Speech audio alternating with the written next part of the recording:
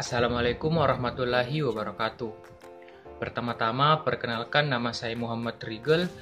Saya dari Universitas Negeri Makassar, Prodi Pendidikan Geografi, kelas A, angkatan 2019. Di video kita hari ini, kita akan membahas mengenai fenomena pendidikan di Indonesia. Pendidikan yang menjadi tolak ukur mutu suatu bangsa menjadi salah satu alasan setiap negara menginginkan untuk memiliki standar pendidikan yang tinggi. Begitu juga dengan Indonesia. Di balik sistem pendidikan yang kita jalani selama ini, tidak luput dari praaksara yang dilakukan oleh orang-orang hebat di Departemen Pendidikan. Tapi, apakah pendidikan di Indonesia sudah berada pada titik yang stabil? Mungkin jawabannya belum sepenuhnya. Bisa dibilang di banyak kota-kota besar di Indonesia telah memiliki mutu pendidikan yang memenuhi standar, pengajar yang unggul, juga kemudahan untuk mengakses jalan menuju ke sekolah. Tapi, apakah itu semua telah terjadi merata di seluruh pelosok Indonesia? Jawabannya adalah belum. Dapat kita ambil contoh dari permasalahan akses untuk menuju sarana-sarana pendidikan. Bila kita menonton televisi, dapat kita lihat berita-berita yang menyiarkan tentang anak-anak di daerah terpencil yang berjuang melawan maut untuk datang ke sekolah.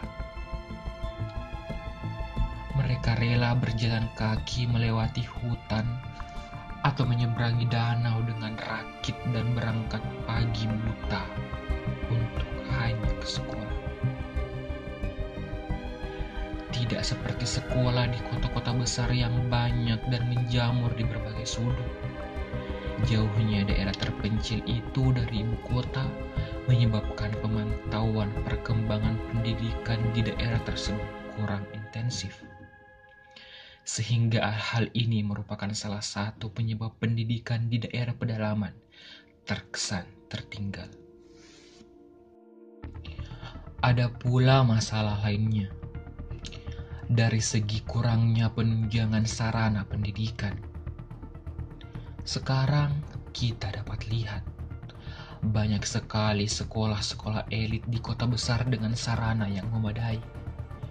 Sedangkan di kota-kota kecil, jangankan sarana yang memadai, gedung sekolah pun kadang hanya terbuat dari anyaman rotan yang di dalamnya diisi dengan bangku-bangku yang berkayu lapuk.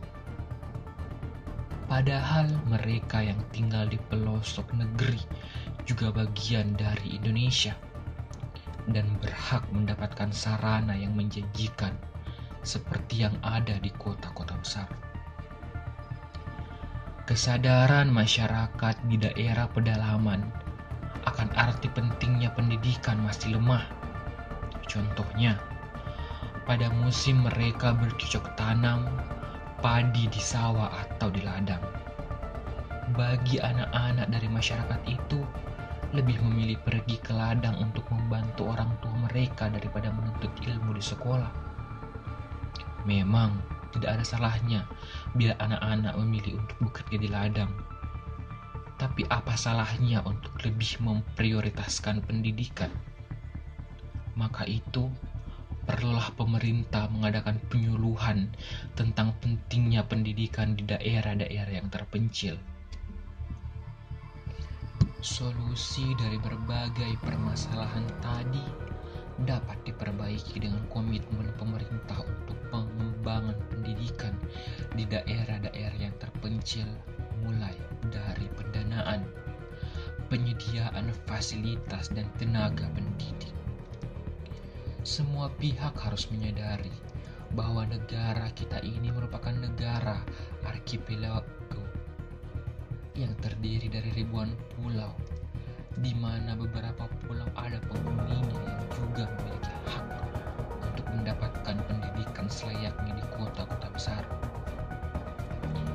Besar harap Indonesia menjadi negara dengan pendidikan yang merata, tidak berpusat di kota-kota tertentu saja, melainkan menyebar hingga ke pelosok.